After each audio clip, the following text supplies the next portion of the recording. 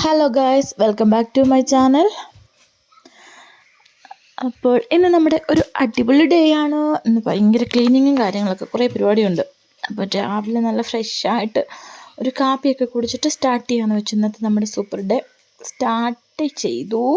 Cleaning ആണ് രാവിലെ. ഇന്ന് കുറേ അധികം ജോലിയുണ്ട്.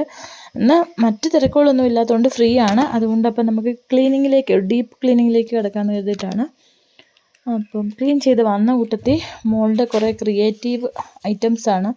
ഇതെന്താ പറയുക, മറ്റേ ഒരു ക്ലേ വെച്ചിട്ട് തന്നെ ചെയ്തതാണ്. ഒരുപാടാണ് ഇത്. ഞാൻ പോലും അറിഞ്ഞിട്ടില്ല. പുള്ളി ഫ്രീ ടൈമൊക്കെ ഇരിക്കുമ്പോൾ ഡ്രോയിങ്ങും ഇതും പിന്നെ പഠിത്തമൊക്കെയാണ്.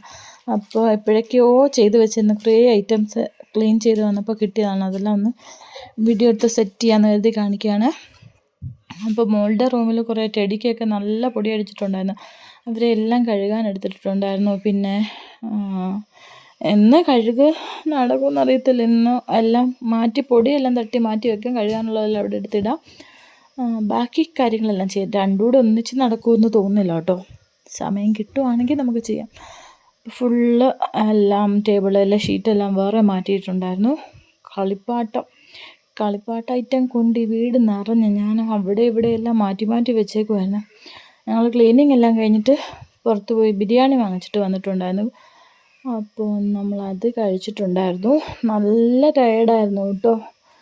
ഇന്നത്തെ പരിപാടി എന്ന് വെച്ചാൽ നല്ല പണിയുണ്ടായിരുന്നു. പിന്നെ കുഞ്ഞിന് ഭക്ഷണമൊക്കെ കൊടുത്തു കഴിഞ്ഞിട്ട്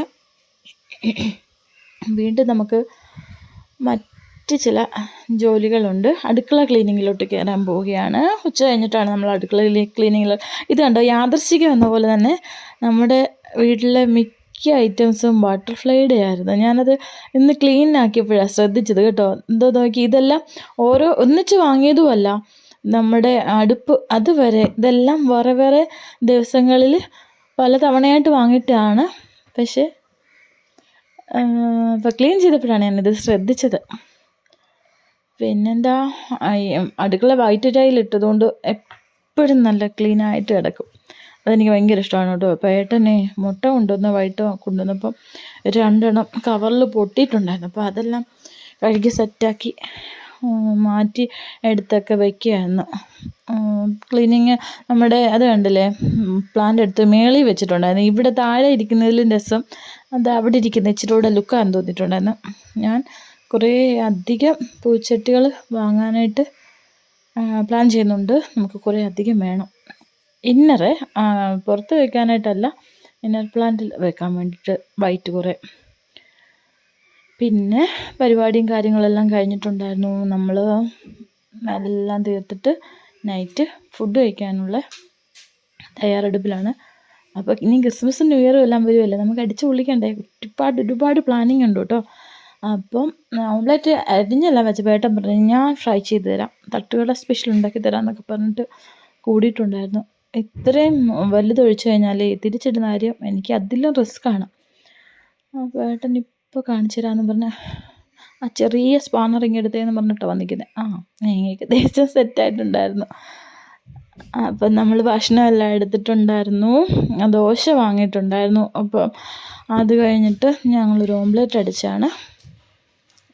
അപ്പം എന്താ പറയുക, പിന്നെ ഭക്ഷണം കഴിച്ചിട്ട് പുറത്ത് പോയി. ഇപ്പം ക്രിസ്മസ് ആയാണ് എല്ലാ വീടും ഇങ്ങനെ ലൈറ്റെല്ലാം ഒരുങ്ങി നിൽക്കുക. അപ്പോൾ ഏട്ടൻ ജോലി കഴിഞ്ഞ് വരുമ്പോൾ ഒരു വീട് സ്ഥിരം കാണാറുണ്ട്. റീൽസിലൊക്കെ ഇപ്പോൾ ഭയങ്കര ഹിറ്റായൊരു വീടാണ്.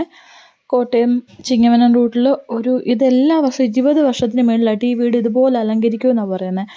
അപ്പം റീൽസിലൊക്കെ വന്ന് ഹിറ്റായതാണ്. അപ്പോൾ ഏട്ടൻ 1-2 പ്രാവശ്യം കണ്ടെന്ന് പറഞ്ഞു. ഞങ്ങളെ കാണിക്കാനായിട്ട് വൈകിട്ട് പോകാമെന്ന് പറഞ്ഞ് ഞങ്ങൾ 11 മണിയായി അതിൽ പാസ് ചെയ്തപ്പോൾ.